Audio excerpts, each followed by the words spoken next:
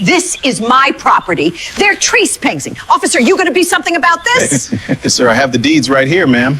Ma'am, we're just trying to understand the situation.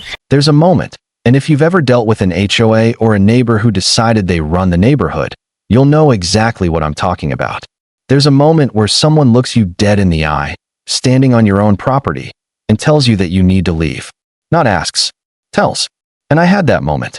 On a Tuesday afternoon in late October, I was standing in my own driveway, holding a cup of coffee, watching a woman I barely knew wave her arms and point fingers like she was conducting some kind of symphony of outrage. Her voice was loud enough that my neighbor across the street peeked out their window to see what was going on. She was telling me, no, demanding, that I remove the gravel border I had just finished laying along the edge of my front yard. She said it violated the HOA's landscaping standards. She said I had 48 hours. She said if I didn't comply, there would be fines, and then there would be consequences, and I should consider myself warned. I hadn't even had a chance to answer before she pulled out her phone and told me she was calling the HOA's compliance officer. Now, here's what she didn't know. Here's what she couldn't have guessed. The edge of the property where I had laid that gravel, the precise boundary she was so fired up about, I knew exactly where my property line was. Because I had a survey done the previous spring, and I had my deed, and I had measurements. And not a single piece of that gravel was outside of what was legally mine. But that's almost beside the point. Because the story doesn't end with the compliance officer. It ends with a police cruiser pulling up in front of my house. With an officer stepping out, looking a little puzzled about why he'd been called to a residential landscaping dispute. With Karen, and yes, by this point, I think that title is pretty well earned, pointing at me like I was some kind of trespasser. On my own property, with my name on the deed. And what happened next was one of those rare moments where doing everything right, staying calm, keeping your paperwork in order, and simply knowing your own rights paid off in a way you almost couldn't script. Almost. So let's go back to the beginning, because this didn't happen overnight. This was months in the making. And understanding where it started makes the ending that much more satisfying. My name isn't important for this story, but the house is. So let me tell you about the house. I bought my home in the spring of a few years back. It's a single-story ranch-style house in a suburb outside of Columbus, Ohio. One of those neighborhoods that was built in the late 1980s where every house has a two-car garage, a modest front yard, and a backyard that just barely fits a patio and a gas grill. It's quiet. It's clean. It's the kind of neighborhood where people wave at each other when they pull out of the driveway. Most of the time. The neighborhood falls under the management of a homeowners association, the Elmwood Creek HOA, I'll call it. Standard setup. Monthly dues, a small board of volunteer homeowners who manage things, a set of CC and RS, that's covenants, conditions, and restrictions that govern what you can and can't do with your property. Approved fence colors, parking rules, lawn maintenance standards. The usual. I had read those CC and RS before I even made an offer on the house. Because I'd heard enough HOA horror stories to know that the fine print matters. And when I read them, they were actually pretty reasonable. Nothing outlandish. No rules about what color your curtains had to be when viewed from the street. No regulations about what kind of potted plants you could have on your porch. Standard stuff. So I moved in, paid my dues on time every month, took care of my lawn, kept my trash cans out of sight, and more or less went about my life. The first time I heard the name Sandra, I'm going to call her Sandra for this story, was about 3 months after I moved in. My next-door neighbor, an older gentleman named Art who had lived on the street for almost 20 years, mentioned her casually while we were chatting over the fence one Saturday. "You'll meet Sandra eventually," he said. And the way he said it wasn't ominous, exactly. It was more like how you'd say, "You'll figure out that the third burner on the stove runs a little hot." Just a thing you'd eventually have to work around. Sandra lived 4 houses down from me, on the same side of the street. She was, as far as I could tell, a perfectly capable adult with a perfectly nice yard and a perfectly tidy house. She also happened to have been the HOA's self-appointed neighborhood monitor for the better part of a decade. She wasn't on the board. She had no official role.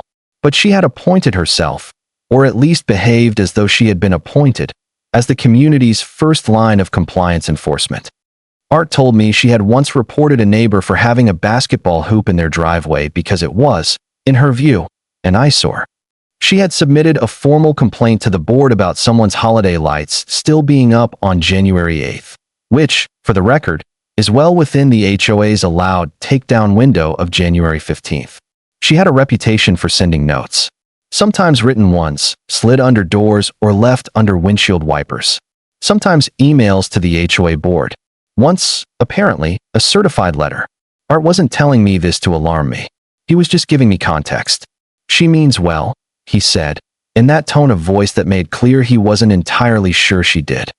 I thanked him for the heads up and went back inside. My first interaction with Sandra was actually fine. She came over a few weeks later to introduce herself, said she was glad to have someone keeping up the property. The previous owner had apparently let the lawn go during the last summer they lived there, and she made a comment about how nice it was to see the flower beds cleaned up. I thought, okay, this is manageable. I read her right. She's someone who cares about the neighborhood aesthetics. I care about those too. We're probably fine. And we were fine. For a while. The project that started everything was not a big one. I had a stretch of yard along the left side of my driveway, between the edge of the concrete and the property boundary, where nothing really grew well. The soil was mostly clay, the sun hit it at a weird angle, and every time I tried to grow grass there, it would come in thin and patchy and make the whole front of the house look a little rough. So I decided to lay down a clean gravel border. River rock, specifically, the smooth, rounded kind that looks neat and tidy. I planned to put down a landscape fabric base, border it with a simple steel edging strip, and fill it in with about 2 inches of rock. Clean, low maintenance, and honestly kind of attractive. I checked the CC and RS before I started. Gravel and rock landscaping was not prohibited. The rules around front yard aesthetics were about maintenance, not materials. As long as the area was tidy and not overgrown, you were generally fine. A few other homes in the neighborhood had gravel sections. This was not a novel idea. I also, because I had that survey from the spring, took care to measure out where my property line was. The strip I was working with was entirely within my lot. Every inch of it. I started the project on a Saturday morning in late October. By late afternoon, I was about 2/3 of the way through laying the rock. It looked good. The sun was lower in the sky, the temperature had dropped to a comfortable 50-something degrees, and I was feeling pretty satisfied. That's when I saw Sandra walking up my driveway.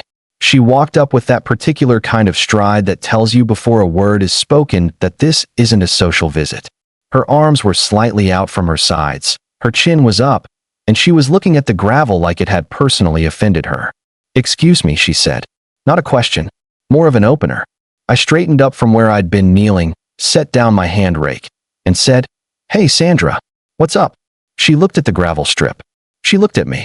She looked at the gravel again. "What is this?" she asked. I explained it, calmly and simply. River rock border, landscape fabric underneath, steel edging. Replacing the struggling grass patch with something low maintenance and neat looking. I even made a small joke about how many times I tried to get grass growing there and failed. She didn't laugh. She nodded slowly, the way someone does when they're processing information through a filter that's already made up its mind. "That's not going to be approved," she said. I paused. "Approved by who?" "The HOA," she said. "You can't just do whatever you want in your front yard. There's a process." Now, here's the thing about that statement.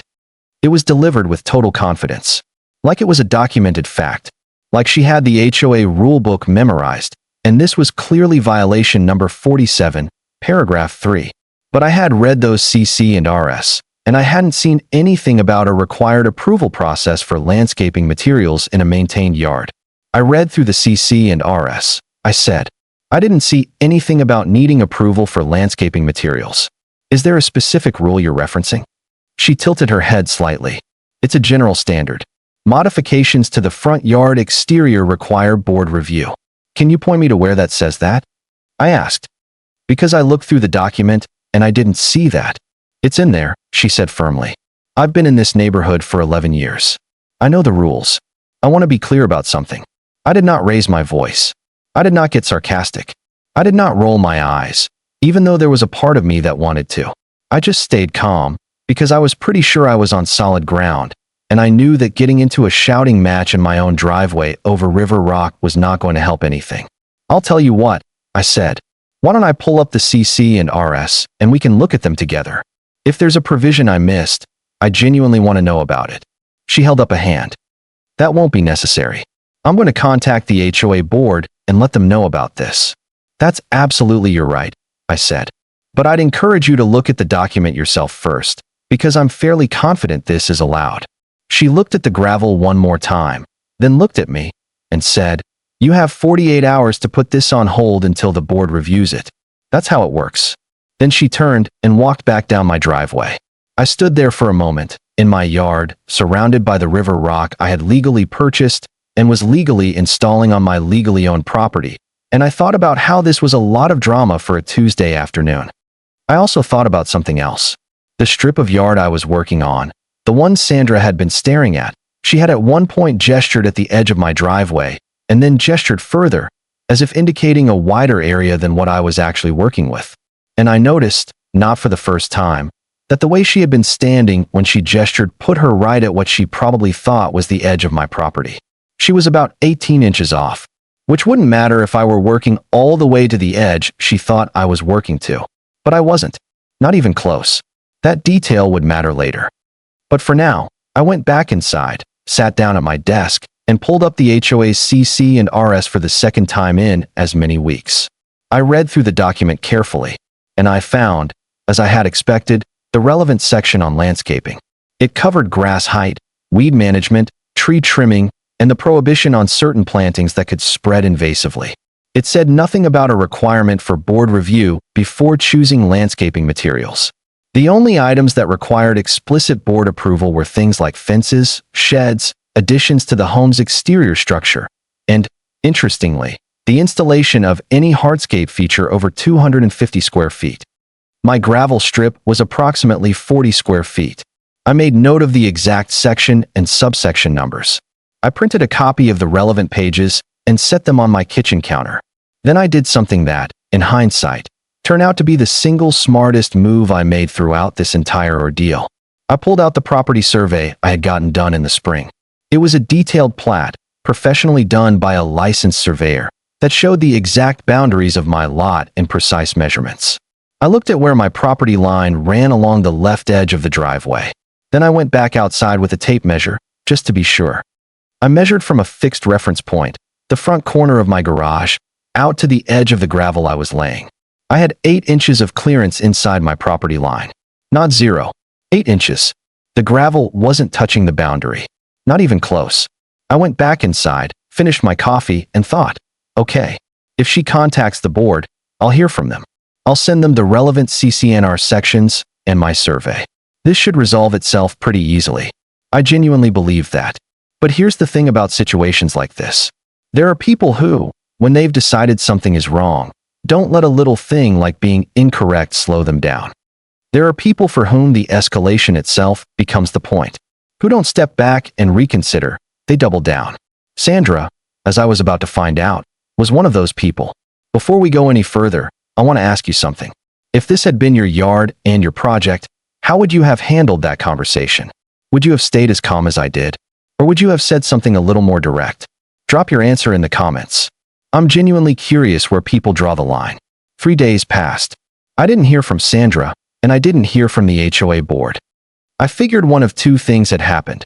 Either she hadn't followed through on her threat to contact the board, or she had, and the board had looked at the CC and RS and decided there was nothing to act on.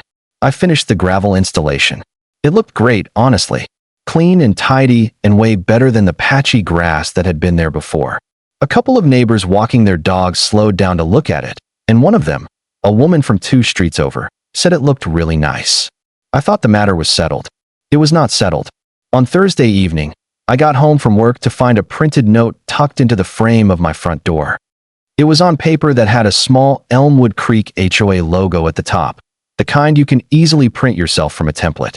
The note said, and I'm paraphrasing here, that a resident had filed a formal aesthetics concern regarding recent changes to the exterior of my property, and that I should expect to receive written notice from the board within 7 to 10 business days, and that I was encouraged to refrain from further modifications in the meantime.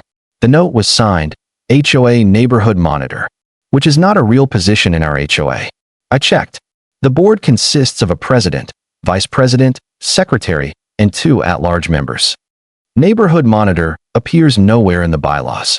Sandra had written herself an official-sounding title and printed it on HOA letterhead she had clearly made herself. I read the note twice, put it in a folder with the printed CCNR pages and my survey documents, and went to make dinner. The following Saturday, she came back. This time she brought a binder.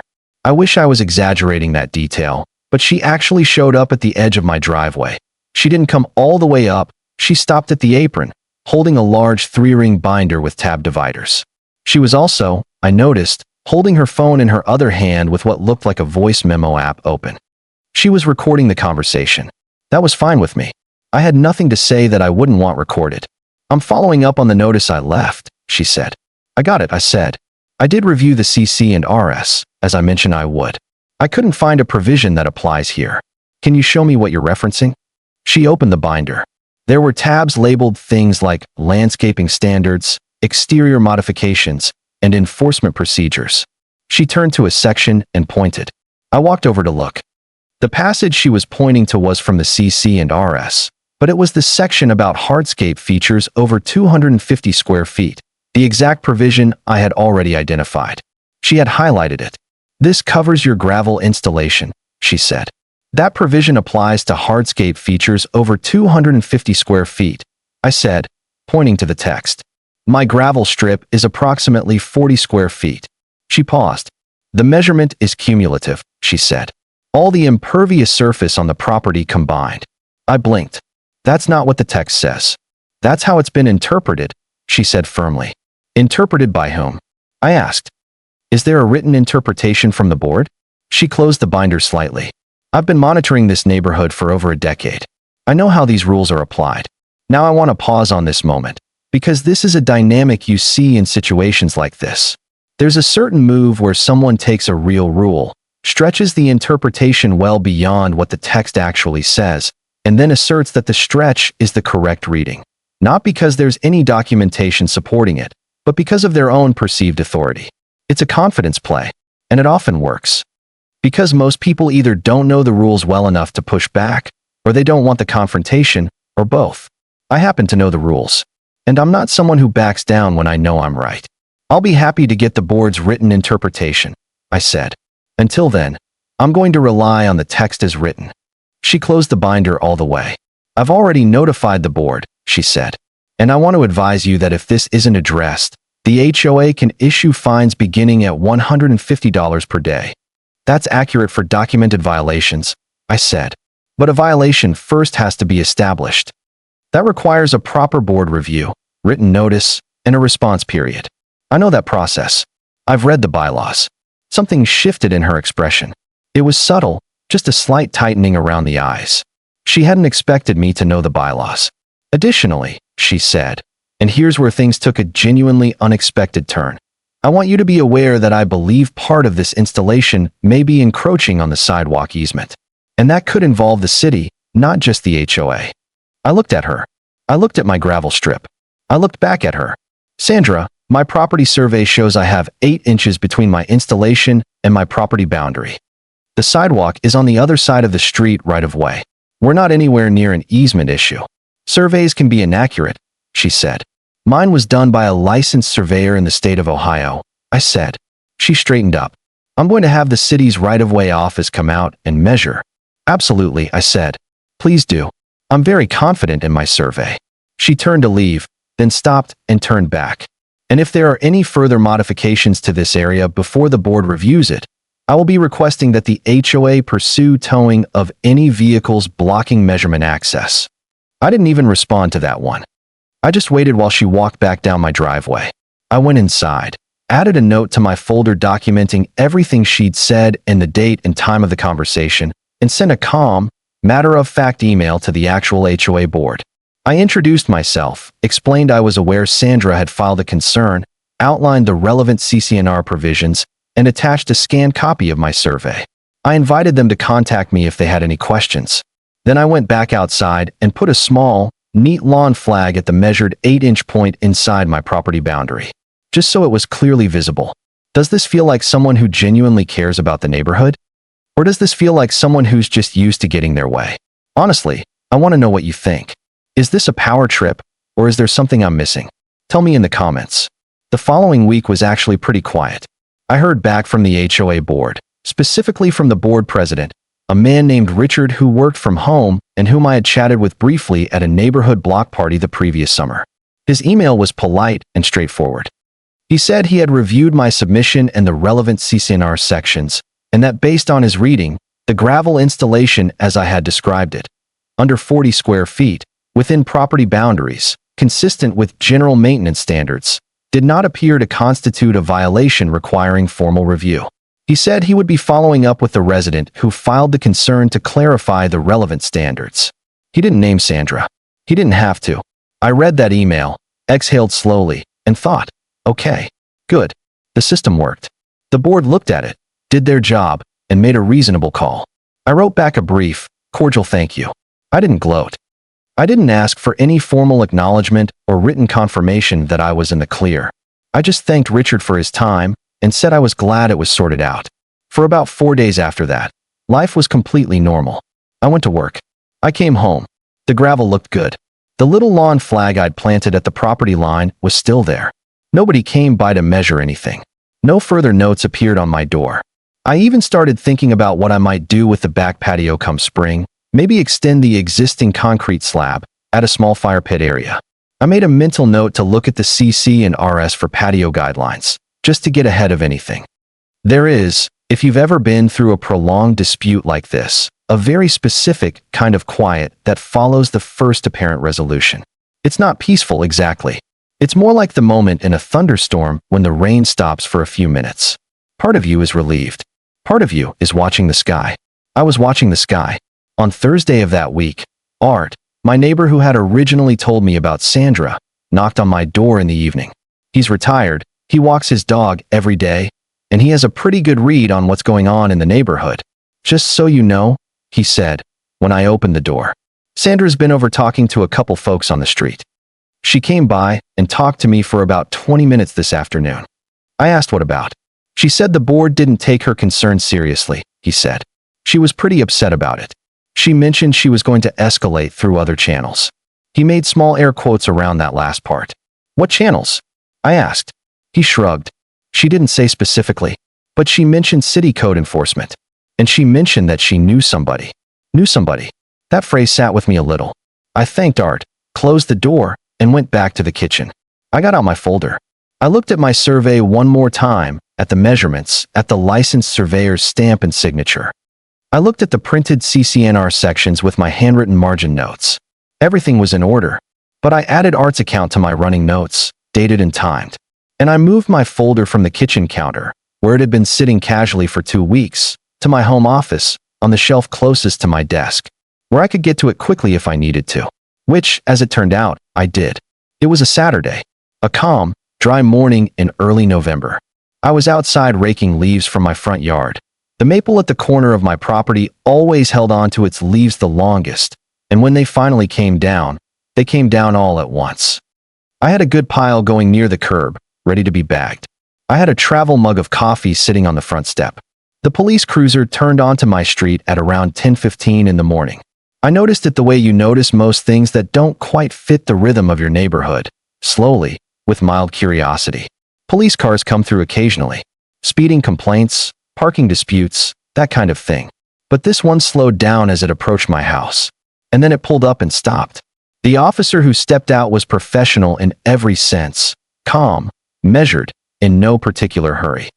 He looked at me, he looked at my yard, he looked at the rake in my hand and the leaf pile by the curb, and I could tell in that first second that he was trying to figure out exactly what kind of situation he'd been dispatched to.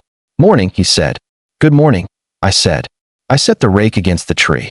He introduced himself by name, Officer T, I'll call him, and told me he'd received a call about a property dispute and possible encroachment on a public easement, and that a resident had reported some concern about activity at this address. I own this property, I said. Happy to help clarify whatever I can. He nodded. What's going on out here today? I told him. Exactly what I've told you. The gravel border, the landscaping project, the HOA concern that had already been reviewed by the board and determined to be a non-issue, and the survey I had showing my property lines. He listened without interruption. Then he looked at the gravel strip, which by this point had been sitting there neatly for almost 3 weeks. He looked at the lawn flag I'd planted at the property boundary. He looked at the sidewalk on the far side of the tree lawn. And the complaint was about this, he said, gesturing at the gravel. Far as I can tell, I said. A neighbor filed concerns with the HOA. The board reviewed and found no violation, and I received word through my neighbor that she planned to escalate through other channels. At that moment, Sandra appeared. She had walked from down the street. I don't know if she'd been watching for the police car or if she'd just happened to see it, but she came up my driveway in that same purposeful stride I'd seen before, except this time there was an extra layer of energy to it. She looked, frankly, pleased. "Officer," she said, stepping forward. "I'm the one who called. I'm the neighborhood monitor for this street. I've been documenting a series of violations at this property, and I need to make sure this gets properly addressed." Officer T looked at her politely. "Ma'am, can I get your name?" She gave it. He wrote it in his notebook. "And you live?" "4 houses down," she said. "I've been monitoring this neighborhood for 11 years. I know every rule in our HOA, and I know when someone's in violation." "Okay," he said. "Can you describe the specific concern?" And here's where it got interesting. Because Sandra, who had, up to this point, been fairly precise in her arguments even when those arguments were wrong, started speaking in broader, vaguer terms with an officer present than she had with me. "He's put down a hardscape installation that exceeds what's permitted," she said. "And part of it is inside the city's right-of-way. I believe it may be encroaching on the sidewalk easement." The officer looked at the gravel. He looked at the sidewalk. There was about 15 feet between them, the tree lawn, the curb strip, the public sidewalk. The gravel was nowhere near any of it. He looked back at Sandra. "Ma'am, the sidewalk easement is generally measured from the sidewalk itself. What you're looking at here appears to be on this side of the curb strip. I believe the survey is inaccurate," she said. Officer T paused. "Do you have documentation of that?" "I don't have it with me, but I know." "What evidence are you working from, specifically?" She opened the binder. She had brought it again. She found the same highlighted CCNR passage she had shown me and held it up. He looked at it for a moment. "Ma'am, this appears to be an HOA document. I'm not really in a position to adjudicate HOA rules. What I was called about was a possible encroachment on a public easement. The HOA concern and the easement concern are related," she said. "Okay," he said patiently. "Can you show me specifically where you believe the encroachment is occurring?" She pointed at the gravel strip. Then she pointed generally toward the sidewalk on the far side of the yard. The officer looked between the 2 points. "That's about 30 feet apart," he said. "The easement extends further than people realize," she said.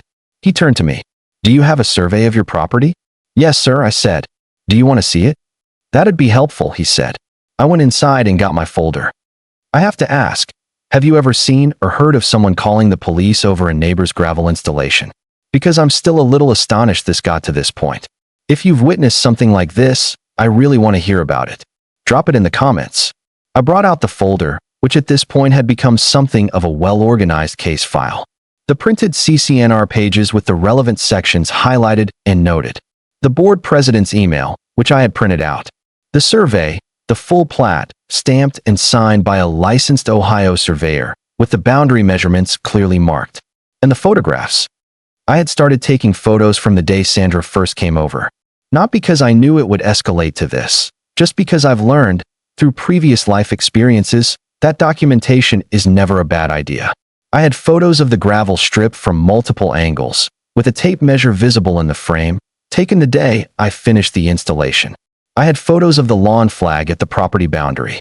I had photos of the distance between my gravel and the edge of my lot. I handed the survey to Officer T first. He took it, unfolded it, and looked at it carefully. A licensed land survey is a precise document. It shows the lot dimensions, the boundary lines, the reference points, and the licensed surveyor's registration number and seal. It is not a thing you dismiss. He looked at the survey. Then he looked at the gravel strip. Then he looked at the flag I had planted at the 8-inch clearance point. He actually walked over to the flag, looked at the distance between it and the gravel, and then looked at the distance between the flag and the property line as indicated on the survey. He nodded slowly. "So your installation is completely inside your property boundary," he said. "Correct," I said. 8 inches inside at the closest point. "Sandra, who had been standing nearby during all of this, said, "The survey may not reflect the actual established boundary. There can be discrepancies between recorded surveys and physical markers." Officer T turned to her. "Ma'am, a licensed survey is the accepted legal documentation of property lines. If you believe there's a discrepancy, that would be addressed through a counter-survey filed with the county. I'm saying the physical installation might be different from what the survey shows," she said. "The photos show the measurements," I said, handing Officer T the printed photos. "These were taken the day the installation was completed. You can see the tape measure." He looked at the photos. He was quiet for a moment. "This all appears to be in order," he said. Sandra took a step forward. "The HOA concern hasn't been resolved," she said, her voice picking up intensity. "He installed this without proper board approval. That's a separate issue. The board reviewed the concern and found no violation," I said. I handed Officer T the printed copy of the board president's email. He read it. He actually read the whole thing, standing there in my driveway on a Saturday morning in November. Then he handed it back to me. "I can see the HOA's board has already addressed this," he said to Sandra. "Their determination is that there's no violation. The president doesn't have unilateral authority to," she started. "Ma'am," he said, and there was no edge in his voice, just a gentle but very clear finality. "The board has reviewed this through their process. That's their jurisdiction, not mine. And as far as the public easement concern, nothing here indicates an encroachment. The installation is on private property." Sandra's binder was at her side now. Her recording phone was still in her other hand. She looked at the gravel. She looked at the survey in my hands. She looked at Officer T. "So you're not going to do anything," she said. "There's nothing actionable here," he said simply. "The property is properly documented. The installation appears to be within the owner's lot, and the HOA has already reviewed the concern." There was a long pause. "I want to be careful here, because I don't want this to come across as a victory lap." What I felt in that moment wasn't triumphant exactly. It was more like the particular calm that comes from having prepared correctly, from having known your facts, from having documented everything and stayed organized and stayed measured in every conversation. But I'd be lying if I said there wasn't also a part of me that felt a very quiet sense of justice. Because this had gone on for weeks.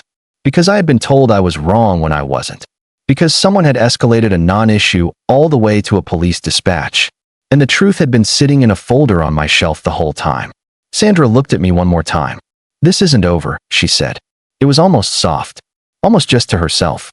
Then she walked back down the driveway. Officer T watched her go. He turned back to me. "Sorry for any inconvenience," he said. "Have a good rest of your Saturday." "Thank you for being so thorough," I said. And I meant it. He had done everything right. Listened to both sides. Looked at the documentation. Applied actual facts to the situation. That's all you can ask. He got back in his cruiser and drove away. I picked up my rake and went back to the leaves. The aftermath didn't happen all at once. It unfolded over the following few weeks in a way that felt less like a dramatic conclusion and more like a slow but very satisfying return to equilibrium. The first thing that happened was an email from the HOA board. Not from Richard, the board president this time, but from the board as a group. It was a formal communication, which, under the HOA's bylaws, requires a majority vote by the board to send. It was addressed to me, but the CC line included what appeared to be a copy to the neighborhood at large through the community email list. The email acknowledged that a concern had been filed regarding my property, noted that the board had reviewed the concern and the relevant documentation, and confirmed in writing that the installation was found to be in compliance with the HOA's CC and RS. It further noted that the board had reviewed the HOA's communications guidelines and wanted to remind all residents that unofficial notices or correspondence presented as formal HOA communications were not binding and did not carry enforcement authority. They didn't name Sandra. They didn't have to. What that email meant, practically, was this. The homemade neighborhood monitor notices Sandra had been leaving. The ones with the made-up title and the self-printed HOA logo had been formally addressed. She couldn't issue those anymore without the board making clear that they were not legitimate. The second thing that happened came from Art. He told me, about 2 weeks after the officer's visit, that Sandra had attended the HOA's monthly meeting, something she apparently did regularly, as a member of the community, even without a formal role, and that it had been, in his words, a pretty uncomfortable evening for her. He didn't have full details, but his sense was that the board had addressed the situation directly in that meeting, including the self-issued title, the escalation to city code enforcement without a factual basis, and the police call. He said the board had been polite about it, but clear. Apparently, Sandra had tried to argue her position. Apparently, the board had asked her to reference the specific CCNR provision that she believed applied. Apparently, the board president had read the relevant section aloud, measured against my survey measurements, and asked her to walk through how she arrived at the conclusion that there was an encroachment. Art said the room got very quiet. The third thing that happened was something I didn't engineer or anticipate. A few neighbors whom I didn't know very well reached out to me, a couple through the community email list, one by simply stopping by, to express, in various levels of directness, that they were glad this had been addressed.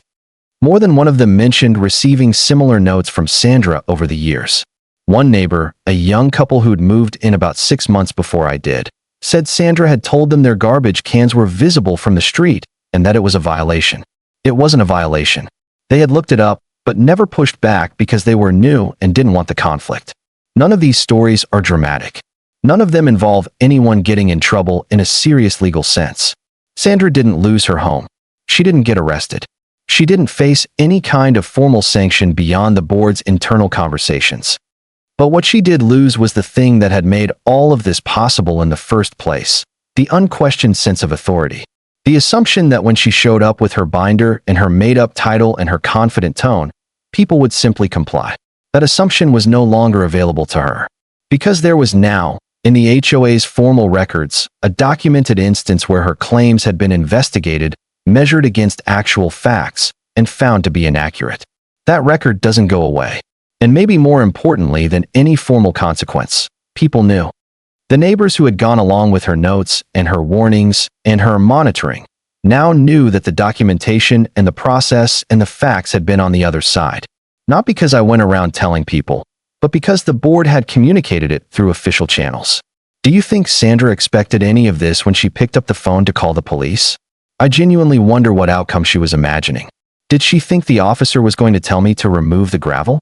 Did she think having someone in a uniform show up would be enough to make me back down? Let me know what you think in the comments. It is now well past the events I've been telling you about. A good stretch of time has passed. The gravel is still there. It looks exactly the way I imagined it would when I planned the project. Clean, neat, low maintenance. I haven't had to do a single thing to it since the installation except rake out a couple of leaves last fall and top off a thin spot near the edging strip. The HOA, for its part, has been completely normal in the time since. Dues are collected. The common areas are maintained. The board sends out quarterly newsletters about community events and seasonal reminders. All the mundane, routine, genuinely useful stuff that a well-run HOA is supposed to do. I have not had another note on my door.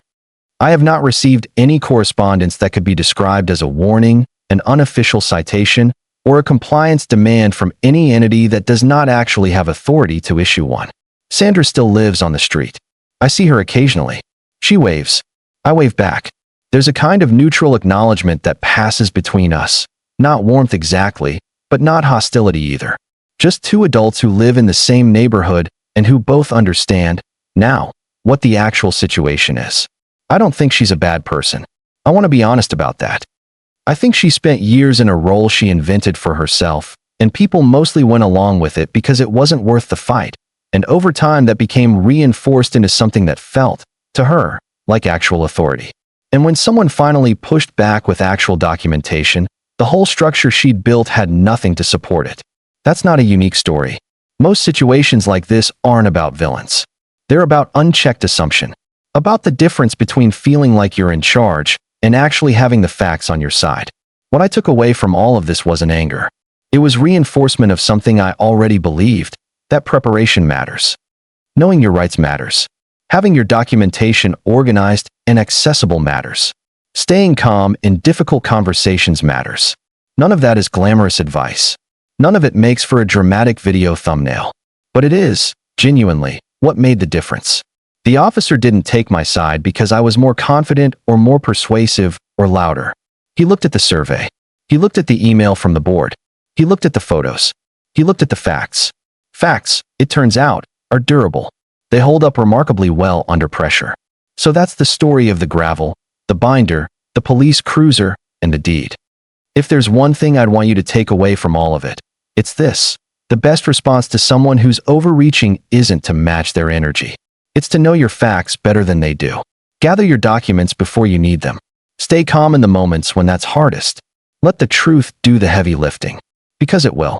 Eventually, it always does. If you've been dealing with an HOA situation of your own, a neighbor who's overstepped, a fine that doesn't seem to have any basis in the actual rules, a notice that came from someone who doesn't have the authority to issue it, I hope something in this story was useful. And if nothing else, I hope it reminded you that you are allowed to ask for the documentation behind any claim. You're allowed to say, "Show me where it says that." That's not being difficult. That's being informed.